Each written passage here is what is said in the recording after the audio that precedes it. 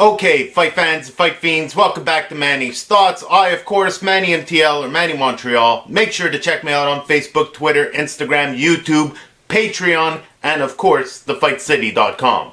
As usual, I'll give you guys my thoughts on what's going down in the world of combat sports. Let's get started.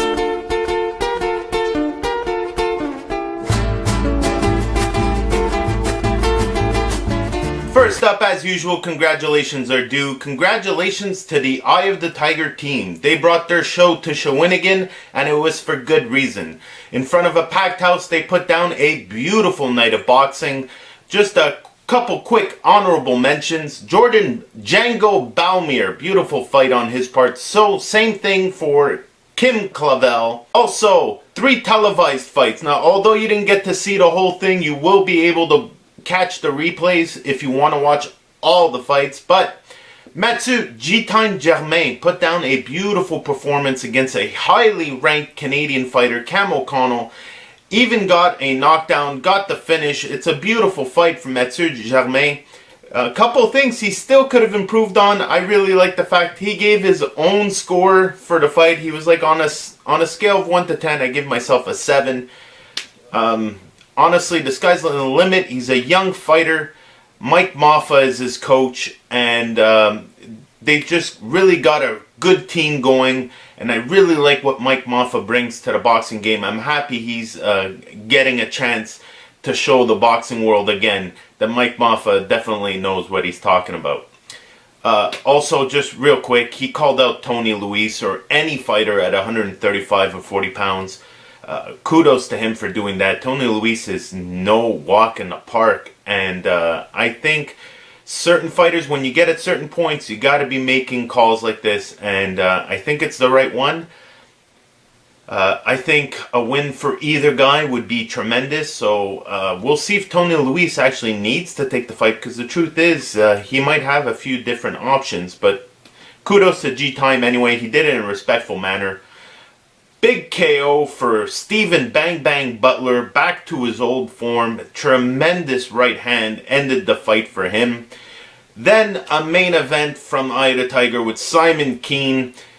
There were a few moments where people were worried for Simon, but Simon had a big 3 knockdown KO win. Honestly, Santos was a tough customer, and quite possibly Keane's toughest fight so far. So, that being said, he did say that he'll eventually fight Adam Braywood, but right now he was eyeing the monster, Madeline Mijas, the Canadian champ. So, we'll see what happens with all of that. So as far as what's going down on the Fight City and then thefightcity.com, great articles and posts on the daily for you guys to check out. Great social media feed. Check out their Twitter, Facebook, and Instagram. Also check out their YouTube channel, thefightcity.com. Now, as far as what we can watch this week, we've got a bunch of stuff to talk about. But before I do, going down here in the Fight City, Montreal, at the Casino de Montréal, Groupe Yvon Michel is back, and quite a card they are giving us. First off, Marie-Eve Dicaire is going to be fighting for an NABF Super Welterweight title. This puts her right up there in the rankings, and as you know, the female division isn't as full as other divisions, so here's hoping she's going to be doing some big things this year. Also on that card, Michael Zewski, beautiful fighter, great record, big things are going to be happening for him as well. Bruno Berdician, one of the young guns from Florida, really big on him. Make sure to check out his fight.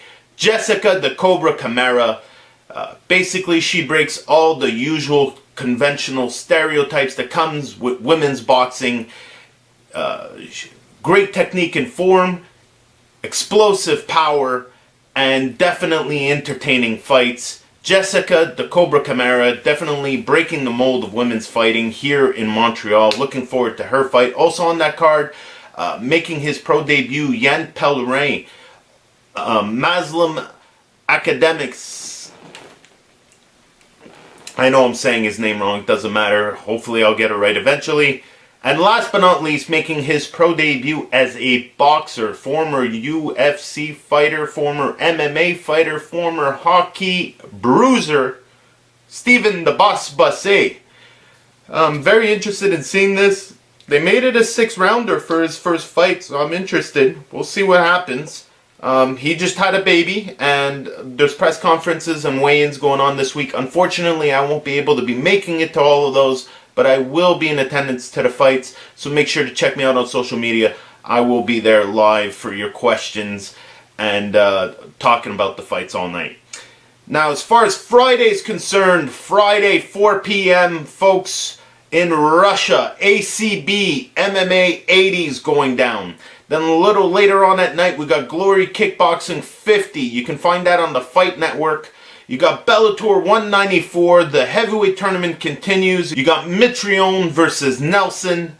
Then later on at night, Top Rank Boxing in Reno, Nevada. Raimundo Beltran versus Moses. We got the WBO World Lightweight title on the line. Beltran's one of my favorites. Always brings a beautiful fight.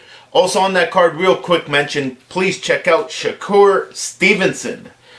Saturday, February 17th at 4 p.m., the World Boxing Super Series is back. I've been gushing about these guys. I'm not alone now. A lot of fellow journalists, writers, and madmen like me have been talking about the World Boxing Super Series, and it's for good reason. Going down in Manchester, England, this time around we got the WBA and the IBO super middleweight titles on the line. George Groves, Chris Eubanks, there's bad blood, there's titles involved, there's big money. Everything you would want in a Saturday afternoon World Boxing Super Series from Manchester, England. Later on at night, we do have some Showtime boxing brought to you by Mayweather and TGB Promotions, which is basically the Garcia family. We got Garcia versus Rios. Benavidez versus Garville. That's a solid fight. I'm not too crazy about Garcia Rios, but the Benavidez Garville fight's very interesting.